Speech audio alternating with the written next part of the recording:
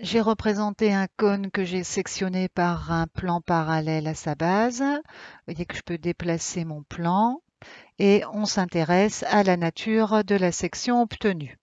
On constate que c'est un cercle, c'est une propriété que nous allons admettre. Si nous avions été en classe, je vous l'aurais certainement démontré avec le théorème de Pythagore. J'aurais eu besoin pour cela de placer un deuxième point sur la section obtenue. Ici, étant donné les conditions, on va se contenter d'admettre la propriété suivante. La section d'un cône par un plan parallèle à la base est un cercle dont le centre est sur la hauteur du cône. On va s'intéresser maintenant au petit cône obtenu et on va se poser la question suivante. Est-il bien une réduction du cône de départ, du grand cône? Pour cela, on va utiliser le théorème de Thalès. Qui dit théorème de Thalès dit droite parallèle. Alors, où sont-elles nos deux droites parallèles?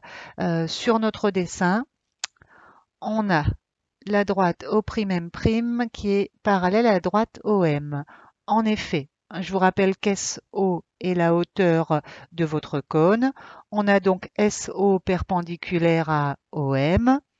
On admet que SO est aussi perpendiculaire à O'M'. Si deux droites sont perpendiculaires à une même droite, alors elles sont parallèles entre elles.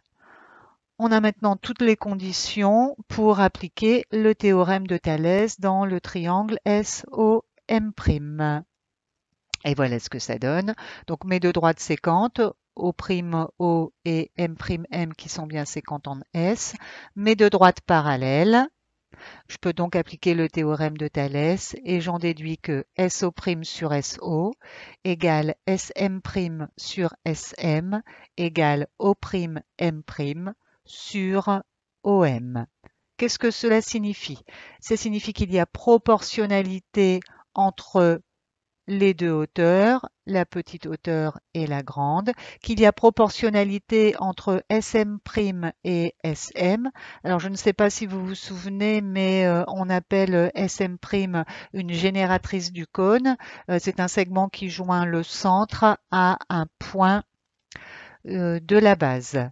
Et de même, SM est une autre génératrice pour mon grand cône. Et on a aussi proportionnalité entre les rayons, entre le rayon du petit cône et le rayon du grand cône. On va donc en conclure la chose suivante. On va conclure que le petit cône est une réduction du grand cône. Et l'échelle de réduction s'obtient à l'aide d'un de ces trois rapports.